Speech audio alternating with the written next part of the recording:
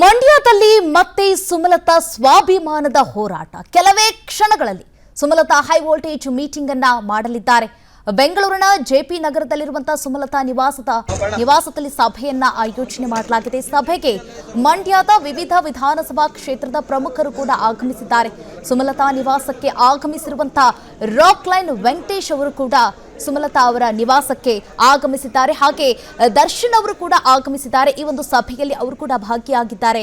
Rock line Venkatesh ಮತ್ತೆ ದರ್ಶನ್ ಅವರು ಕೂಡ ಭಾಗಿಯಾಗಿದ್ದಾರೆ. ಹಿಂದೆ ಅವರ ಒಂದು ಎಲೆಕ್ಷನ್ ಅಲ್ಲಿ ಪ್ರಮುಖ ಪಾತ್ರವನ್ನ ವಹಿಸಿರುವಂತಹ ಯಶ್ ಹಾಗೆ ದರ್ಶನ್ ಮತ್ತು ರಾಕ್ ಲೈನ್ ವೆಂಕಟೇಶ್ ಅವರು ಈಗ ಈ ಒಂದು ಸಭೆಯಲ್ಲೂ ಕೂಡ ದರ್ಶನ್ ಮತ್ತು ರಾಕ್ ಲೈನ್ ವೆಂಕಟೇಶ್ ಅವರು ಕೂಡ ಭಾಗಿಯಾಗಿದ್ದಾರೆ. ಏನೆಲ್ಲ ಚರ್ಚೆಯಾಗುತ್ತೆ, ಯಾವ ಒಂದು ತೀರ್ಮಾನಕ್ಕೆ ಬರ್ತಾರೆ ಸಂಸದೆ ಸುಮಲತಾ ಅನ್ನೋದನ್ನ ನಾವು ನೋಡಬೇಕಾಗುತ್ತೆ.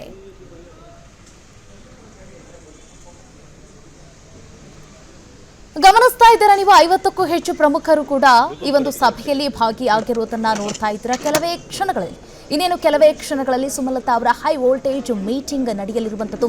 ಅಂದ್ರೆ ಈಗ ಮೈತ್ರಿ ಆಗಿರೋ ಕಾರಣಕ್ಕಾಗಿ ಇವರು ಅಂದುಕೊಂಡಿದ್ರು, ಒಂದು ಅಂದಾಜಿತ್ತು, ನಾನು ಬಿಜೆಪಿಯಿಂದ ಈ ಬಾರಿ ಕಣಕ್ಕಿಳಿತೀನಿ ಅಂತ ಹೇಳಿ ಒಂದು ಭರವಸೆ ಇತ್ತು. ಹಾಗಾಗಿ ಅವರು ಬಿಜೆಪಿ ಅತ್ತ ಅವರು ಪಲಾಯನ ಮಾಡಿದ್ರು. ಆದರೆ ಈಗ ಗಮನಿಸ್ತಾ ಇರುವಂತಹ ಬೆಳವಣಿಗೆಯನ್ನ ನಾವು ನೋಡ್ತಾ ಇದ್ರೆ, ಮೈತ್ರಿ ಆಗಿರೋ ಕಾರಣದಿಂದಾಗಿ ಜೆಡಿಎಸ್ ನಾಯಕರು ಮಂಡ್ಯ ಕ್ಷೇತ್ರವನ್ನ ಬಿಟ್ಟುಕೊಡಬೇಕು ಅಂತ ಹೇಳಿ ಪಟ್ಟನ್ನ ಹಿಡಿದಿದ್ದಾರೆ.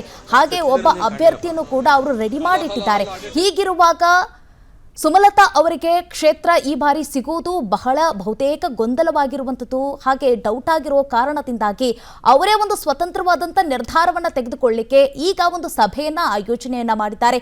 ಸಭೆಯಲ್ಲಿ ಮಂಡ್ಯ ವಿಧಾನಸಭಾ ಅಂದ್ರೆ ಆ ಒಂದು ಕ್ಷೇತ್ರದಲ್ಲಿ ಅಂದ್ರೆ ಮಂಡ್ಯಕ್ಕೆ ಸಂಬಂಧಪಟ್ಟುವಂತಹ 8 ತಾಲೂಕುಗಳು 8 ವಿಧಾನಸಭಾ ಕ್ಷೇತ್ರಗಳ ಪ್ರಮುಖ ನಾಯಕರು ಕೂಡ ಈ ಒಂದು ಸಭೆಯಲ್ಲಿ ಭಾಗಿಯಾಗಿದ್ದಾರೆ. ಎಲ್ಲರ ಜೊತೆಯೂ ಕೂಡ ಚರ್ಚೆಯನ್ನ ಮಾಡಿ ಒಂದು ನಿರ್ಧಾರಕ್ಕೆ ಬರಲಿದ್ದಾರೆ ಸುಮಲತಾ ಅಂಬರೀಶ್. ಮಂಡ್ಯದಲ್ಲಿ ಮತ್ತೆ ಸುಮಲತಾ ಸ್ವಾಭಿಮಾನದ ಹೋರಾಟ. ಈ ಬಾರಿ ಯಾವ ನಿರ್ಧಾರಕ್ಕೆ ಬರ್ತಾರೆ? ಕೆಲವೇ ಕ್ಷಣಗಳಲ್ಲಿ ಸುಮಲತಾ ಹೈ ವೋಲ್ಟೇಜ್ ಮೀಟಿಂಗ್ ಆರಂಭ ಆಗಲಿದೆ. ಸುಮಲತಾ ನಿವಾಸಕ್ಕೆ ಚಾಲೆಂಜಿಂಗ್ ಸ್ಟಾರ್ ದರ್ಶನ್ ಆಗಮಿಸಿದ್ದಾರೆ. ನಿರ್ಮಾಪಕ ರಾಕ್ ಲೈನ್ ವೆಂಕಟೇಶ್ ಅವರು ಕೂಡ ಸಭೆಯಲ್ಲಿ ಭಾಗಿಯಾಗಿದ್ದಾರೆ. ದರ್ಶನ್ ಮತ್ತು ರಾಕ್ ಲೈನ್ ವೆಂಕಟೇಶ್ ಅವರು ಈ ಒಂದು ಸಭೆಯಲ್ಲಿ ಭಾಗಿಯಾಗಿದ್ದಾರೆ. ಮಂಡ್ಯದಲ್ಲಿ ಮತ್ತೆ ಸುಮಲತಾ ಸ್ವಾಭಿಮಾನದ ಹೋರಾಟವ. ಕೆಲವೇ ಕ್ಷಣಗಳಲ್ಲಿ ಯಾವ ನಿರ್ಧಾರಕ್ಕೆ ಬರ್ತಾರೆ ಅನ್ನೋದು ತಿಳಿಯಲಿದೆ.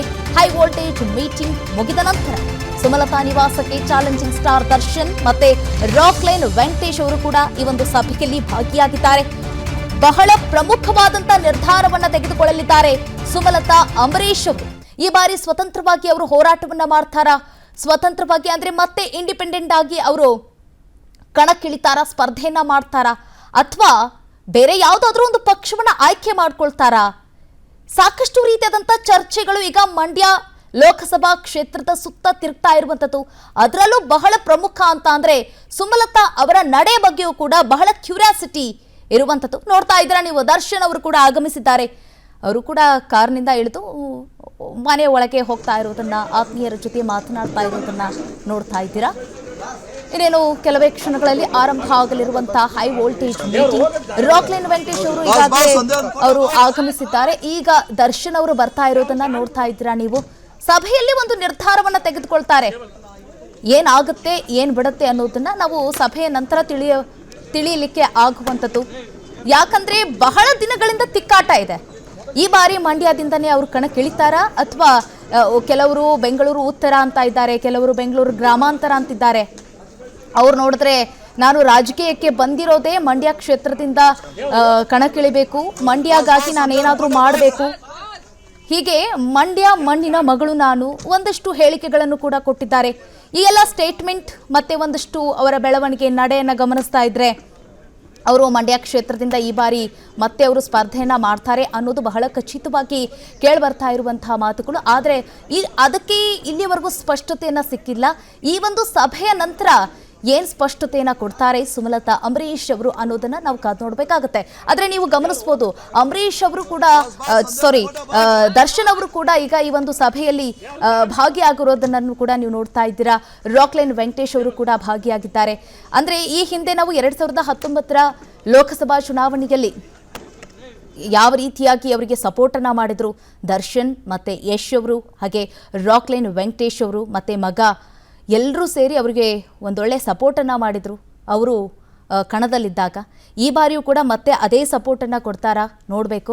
ಜೊತೆಗೆ ಈಗ ಅವರು ಯಾವ ಒಂದು ಪಕ್ಷವನ್ನು ಆಯ್ಕೆ ಮಾಡ್ಕೊಳ್ತಾರೆ ಅಥವಾ ಅವರು ಬೇರೆ ಯಾವುದಾದ್ರೂ ಒಂದು ಕ್ಷೇತ್ರವನ್ನು ಆಯ್ಕೆ ಮಾಡ್ಕೊಳ್ತಾರಾ, ತ್ಯಾಗ ಮಾಡ್ತಾರಾ ಕ್ಷೇತ್ರವನ್ನು, ಈ ಎಲ್ಲ ಬೆಳವಣಿಗೆಗಳನ್ನು ನಾವು ಈ ಒಂದು ಸಭೆ ಮುಕ್ತಾಯ ಆದ ಮೇಲೆ ನಾವು ತಿಳಿಯಲಿಕ್ಕೆ ಸಾಧ್ಯ ಆಗುತ್ತೆ.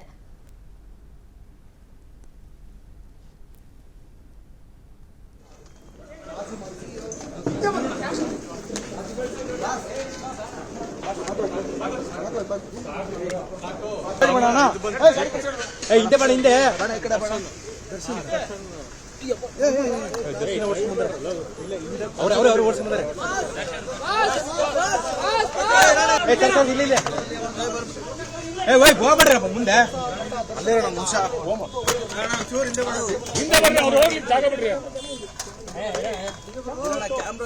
ಈಗ ಈ ಒಂದು ಮಂಡ್ಯ ಲೋಕಸಭಾ ಕ್ಷೇತ್ರದಲ್ಲಿ ಈ ಹಿಂದೆ ಕಾಂಗ್ರೆಸ್ ಕೂಡ ಅಲ್ಲಿ ತನ್ನದೇ ಆದಂತಹ ಪ್ರಭಾವವನ್ನ ಹೊಂದಿದೆ, ಹಾಗೆ ಜೆಡಿಎಸ್ ಕೂಡ ತನ್ನದೇ ಆದಂತಹ ವರ್ಚಸ್ಸನ್ನ ಹೊಂದಿರುವಂಥದ್ದು. ಹೀಗಿರುವಾಗ ಈಗ ಯಾರಲ್ಲಿ ಕಣಕ್ಕಿಳಿತಾರೆ ಅನ್ನೋದು ಈಗ ಬಹಳ ದೊಡ್ಡ ಪ್ರಶ್ನೆ ಆಗಿರುವಂಥದ್ದು. ಸುಮಲತಾ ಸ್ವಾಭಿಮಾನದ ಹೋರಾಟ ಏನಾಗುತ್ತೆ ಅನ್ನೋದು ನೋಡಬೇಕು. ಸುಮಲತಾ ಸ್ವಾಭಿಮಾನದ ಹೋರಾಟಕ್ಕೆ ಕಾಟೇರನ ಸಾಥ್ ಸಿಗಲಿದೆಯಾ? ಕಳೆದ ಬಾರಿ ಸುಮಲತಾ ಪರ ಅಬ್ಬರದ ಪ್ರಚಾರವನ್ನ ಮಾಡಿದಂತ ದರ್ಶನ್ ಈ ಬಾರಿಯೂ ಕೂಡ ಸುಮಲತಾ ಅಂಬರೀಶ್ ಪರ ದರ್ಶನ್ ಅವರು ಪ್ರಚಾರಕ್ಕಿಳಿತಾರ? ಬಿಜೆಪಿ ಟಿಕೆಟ್ ಕನ್ಫರ್ಮ್ ಆಗದಿದ್ರೂ ಸ್ಪರ್ಧಿಸುತ್ತೇನೆ ಅಂತ ಸುಮಲತಾ ಅವರು ಹೇಳಿಕೆಗಳನ್ನ ಕೊಡ್ತಾನೆ ಇದ್ದಾರೆ. ಸುಮಲತಾ ಸ್ವಾಭಿಮಾನದ ಹೋರಾಟಕ್ಕೆ ಕಾಟೇರನ ಸಾಥ್ ಸಿಗಲಿದೆಯಾ? ಸುಮಲತಾ ಸ್ವಾಭಿಮಾನದ ಹೋರಾಟಕ್ಕೆ ಕಾಟೇರ ಅಂದ್ರೆ ದರ್ಶನ್ ಅವರ ಒಂದು ಸಾಥ್ ಸಿಗಲಿದೆಯಾ ಅನ್ನೋ ಒಂದು ಬಹಳ ದೊಡ್ಡ ಪ್ರಶ್ನೆಯಾಗಿ ಉಳಿದಿರುವಂಥದ್ದು. ಯಾಕಂದ್ರೆ ಕಳೆದ ಬಾರಿಯೂ ಕೂಡ 2019 ಚುನಾವಣೆಯಲ್ಲೂ ಕೂಡ ಅವರು ಸಪೋರ್ಟಿಗೆ ನಿಂತ್ಕೊಂಡಿದ್ರು, ಜವಾಬ್ದಾರಿಯನ್ನು ವಹಿಸಿಕೊಂಡಿದ್ರು, ಪ್ರಚಾರದ ಕಾರ್ಯದಲ್ಲಿ ಅವರು ಮುಳುಗಿದ್ರು.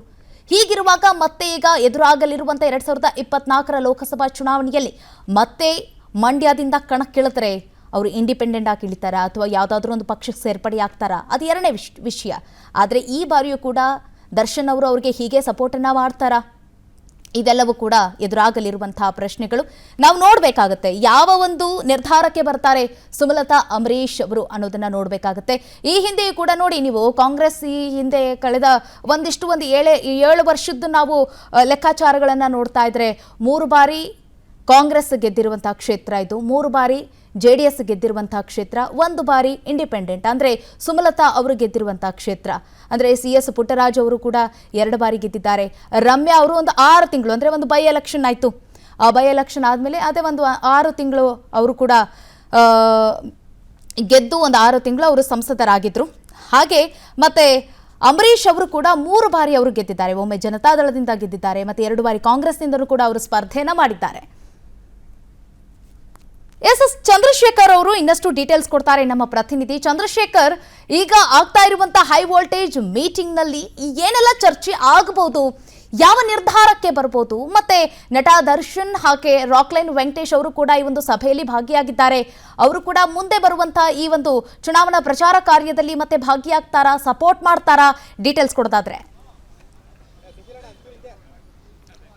ಶ್ವೇತಾ, ಖಂಡಿತವಾಗ್ಲು ಈಗಾಗಲೇ ಲೋಕಸಭಾ ಚುನಾವಣೆ ಹತ್ರ ಬರ್ತಿರೋದ್ರಿಂದ ಜೊತೆಲಿ JDS ಕೂಡ NDA ಭಾಗವಾಗಿ ಮೈತ್ರಿಯಾಗಿ ಸೇರ್ಕೊಂಡಿದೆ. ಸೊ ಇದು ಎಲ್ಲೋ ಒಂದು ಕಡೆ ಬಿಜೆಪಿಯ ಅಭ್ಯರ್ಥಿಯಾಗಿ ತಾನು ಕಣಕ್ಕೆ ಇಳಿಬೇಕು ಅನ್ನುವಂಥ ಒಂದಷ್ಟು ಇಚ್ಛೆಯನ್ನು ವ್ಯಕ್ತಪಡಿಸ್ತಾ ಇರ್ತಕ್ಕಂಥ ಸುಮಲತಾ ಅವರಿಗೆ JDSನ ಮೈತ್ರಿ ಒಂದಷ್ಟು ಸಂಕಷ್ಟಕ್ಕೆ ಎಡೆ ಮಾಡಿಕೊಟ್ಟಿದೆ. ಹೀಗಾಗಿ ಮುಂದಿನ ನಡೆ ಯಾವ ರೀತಿ ಇರಬೇಕು ಅನ್ನೋಂಥದ್ದು ಬಗ್ಗೆ ಸಭೆಯನ್ನು ಮಾಡ್ತಾ ಇರ್ತಕ್ಕಂಥದ್ದು ನಾವು ಈಗಾಗಲೇ ನೋಡ್ಬೋದು. JP ನಗರದಲ್ಲಿರ್ತಕ್ಕಂಥ ಅಂಬಿ ಮನೆ ಏನಿದೆ, ಅಂಬಿ ಮನೆಯಲ್ಲಿ ಈಗಾಗಲೇ ನಟ ದರ್ಶನ್, ನಿರ್ಮಾಪಕ ರಾಕ್ಲೈನ್ ವೆಂಕಟೇಶ್ ಸೇರಿದಂತೆ ಮೈಸೂರು ಮಂಡ್ಯ ಭಾಗದ 7+1 KR ಪೇಟೆ 8 ವಿಧಾನಸಭಾ ಕ್ಷೇತ್ರಗಳ ಪ್ರಮುಖರು ಈಗಾಗಲೇ ಆಗಮಿಸಿರ್ತಕ್ಕಂಥದ್ದು.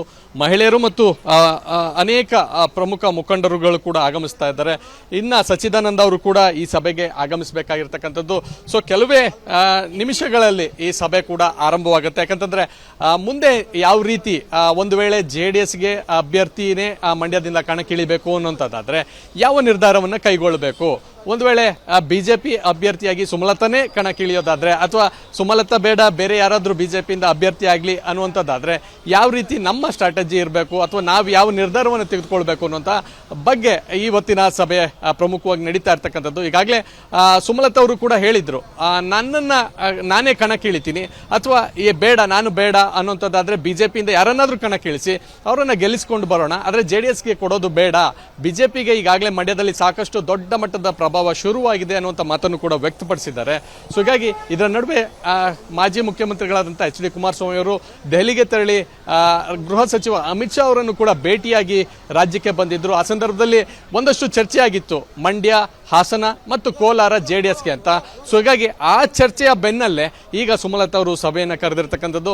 ಒಂದು ವೇಳೆ JDSಗೆ ಹೋದ್ರೆ ಯಾರಿಗೆ ಯಾವ ರೀತಿ ನಮ್ಮ ಬೆಂಬಲ ಇರಬೇಕು ಅನ್ನೋಂಥದ್ದು. ಯಾಕಂದ್ರೆ ಕಳೆದ ವಿಧಾನಸಭಾ ಚುನಾವಣೆ ಸಂದರ್ಭದಲ್ಲಿ ಸುಮಲತಾ ಅವರು ಬಿಜೆಪಿಗೆ ಬೆಂಬಲವನ್ನು ವ್ಯಕ್ತಪಡಿಸಿದ್ರು. ಸೊ ಅಲ್ಲಿ ಒಂದು ರೀತಿ ತಮ್ಮ ಜೊತೆಯ ಆಪ್ತರು ಯಾರಿದ್ರು ಅವ್ರಿಗೂ ಕೂಡ ಟಿಕೆಟ್ ಅನ್ನು ಕೊಡಿಸುವಲ್ಲಿ ಕೂಡ ಸಫಲರಾಗಿದ್ರು. ಸೊ ಹೀಗಾಗಿ ಈ ಎಲ್ಲಾ ಚರ್ಚೆಗಳನ್ನ ಯಾವ ರೀತಿ ಮಾಡಬೇಕು, ನಮ್ಮ ನಿರ್ಧಾರ ಹೇಗಿರ್ಬೇಕು, ಲೋಕಸಭಾ ಚುನಾವಣೆಗೆ ಏನೆಲ್ಲ ಮಾಡಬೇಕು ಅನ್ನೋದ್ರ ಬಗ್ಗೆ ಬಹಳ ಪ್ರಮುಖವಾದ ಚರ್ಚೆ ನಡೆಯಲಿದೆ. ಶ್ವೇತಾ, ಧನ್ಯವಾದ ಚಂದ್ರಶೇಖರ್ ತಮ್ಮೆಲ್ಲ ಡೀಟೇಲ್ಸ್ಗಾಗಿ. ಅನುಕ್ಷಣದ ಸುದ್ದಿಗಳಿಗಾಗಿ ವಿಸ್ತಾರ ನ್ಯೂಸ್ ಯೂಟ್ಯೂಬ್ ಚಾನೆಲ್ ಸಬ್ಸ್ಕ್ರೈಬ್ ಮಾಡಿ. ಹೊಸ ಸುದ್ದಿಗಳ ನೋಟಿಫಿಕೇಶನ್ಗಾಗಿ ಬೆಲ್ ಐಕಾನ್ ಕ್ಲಿಕ್ ಮಾಡಿ. ಲೇಟೆಸ್ಟ್ ಅಪ್ಡೇಟ್ಸ್ಗಾಗಿ www.vistaranews.com ವೆಬ್ಸೈಟ್ಗೆ ವಿಸಿಟ್ ಮಾಡಿ. ಅಂಗೈಯಲ್ಲೇ ಜಗತ್ತಿನ ಸುದ್ದಿ ತಿಳಿಯಲು ವಿಸ್ತಾರ ನ್ಯೂಸ್ ಕನ್ನಡ ಆಪ್ ಡೌನ್ಲೋಡ್ ಮಾಡಿ.